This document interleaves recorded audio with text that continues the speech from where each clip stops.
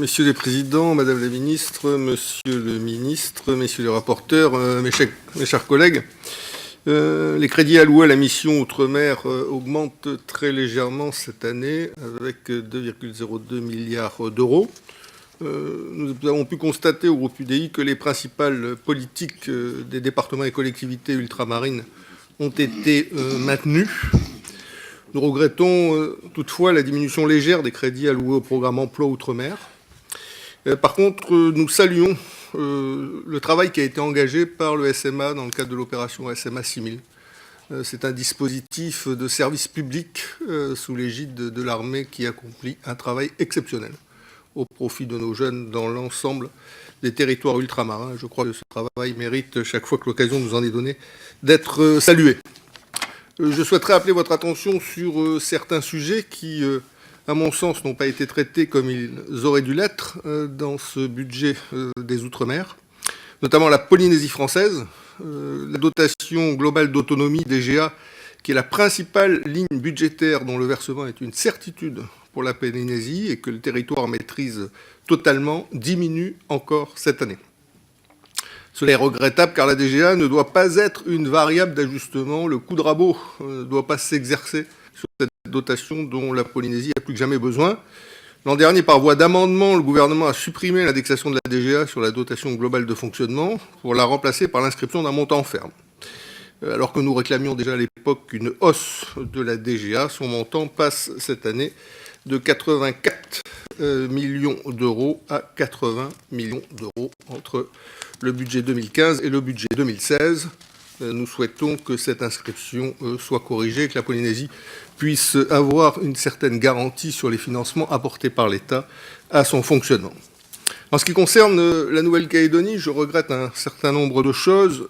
D'abord, les crédits de cadre avenir. Comme vous le savez, Madame la ministre, ces crédits ont été sanctuarisés depuis la signature des accords de Matignon en 2018. C'est l'opération majeure de rééquilibrage au profit principalement des Kanaks, auxquels accèdent également les autres jeunes Calédoniens, pour permettre à ce que dans les administrations, dans les entreprises, dans la fonction publique, on ait davantage de responsables issus de toutes les couches de la société, toutes les ethnies du pays.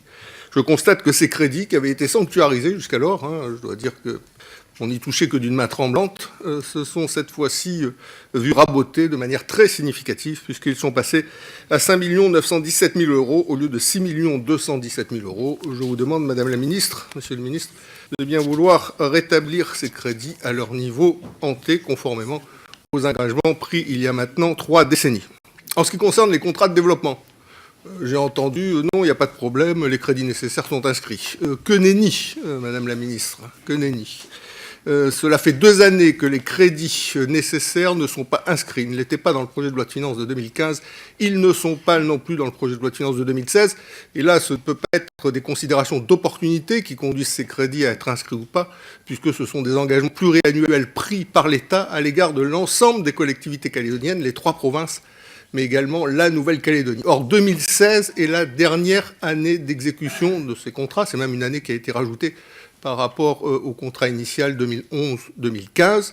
Des projets aujourd'hui, et les collectivités attendent le vote de ce budget, sont susceptibles d'être abandonnés purement et simplement, alors qu'ils sont susceptibles d'être lancés si les crédits étaient inscrits. D'autres projets ont été lancés et ne sont pas financés. Et là aussi, Madame la Ministre, je demande à ce que la parole de l'État soit respectée dans le cadre de ces contrats qui ont été signés il y a maintenant 5 ans et que les crédits nécessaires à leur exécution soient intégralement inscrits. On ne peut pas raboter sur les engagements pris par l'État dans le cadre de programmes pluriannuels. En ce qui concerne les lycées du Mont-d'Or et de Pointe-Boute, Madame la Ministre, je tiens à remercier. L'inscription n'est pas dans le budget de l'Outre-mer, elle est dans le budget de l'Éducation nationale, mais c'est important que cet engagement inclus dans la loi organique soit aujourd'hui traduit dans les faits et que ces lycées puissent ouvrir pour l'un à la rentrée 2017, pour l'autre à la rentrée 2018. Enfin, en ce qui concerne la défiscalisation, pour l'ensemble de l'Outre-mer, il était inenvisageable que la deadline soit le 31 décembre 2018, alors qu'aujourd'hui c'est le 31 décembre 2017. Ça ressemblait à la dernière cigarette au dernier verre de rhum avant la mise à mort.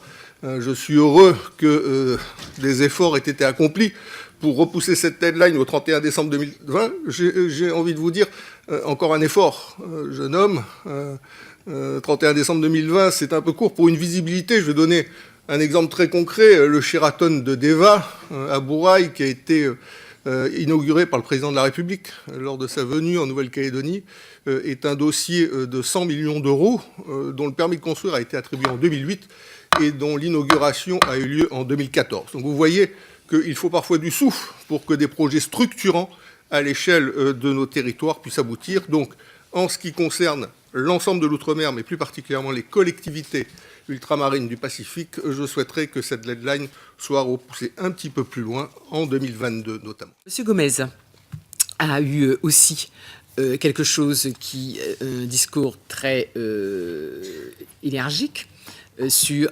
Alors, il nous a signalé le travail du SMA qui doit être salué. Et effectivement, nous avons pris une orientation qui permet d'avoir un pourcentage de jeunes wallisiens qui seront assurés d'être pris en charge par le SMA. Donc ça, nous y travaillons.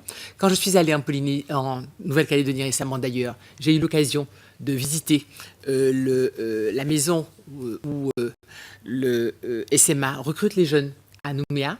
Et je crois que c'est indiscutablement une très bonne chose qu'ils puissent se rapprocher des publics pour qu'ils puissent faire les sélections.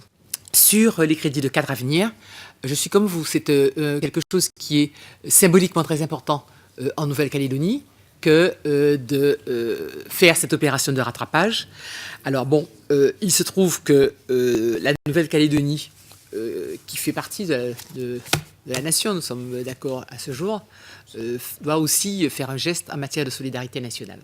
Donc, pour l'instant, ici, il y a un effort qui est demandé, mais je pense que sans doute on arrivera avec vous à voir comment faire pour que cette très belle opération cadre à venir puisse être continuée. Donc, sur la Nouvelle-Calédonie, il y aura bien ouverture de crédit pour les contrats de 2016 à hauteur de 60 millions d'euros. Et j'ai bien compris que vous souhaitez qu'on aille le plus loin possible. Vous avez dit 2022, le président Houllier dit 2025. Bon, pourquoi pas?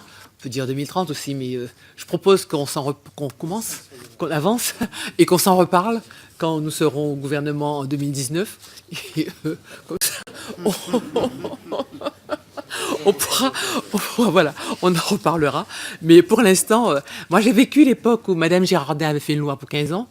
Et 3 ans après, elle a été totalement changée.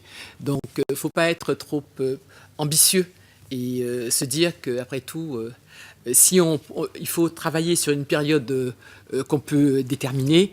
Après, on verra, la Providence nous guidera. Parce que c'est quand même 2025, nous serons quand même tous un petit peu fatigués.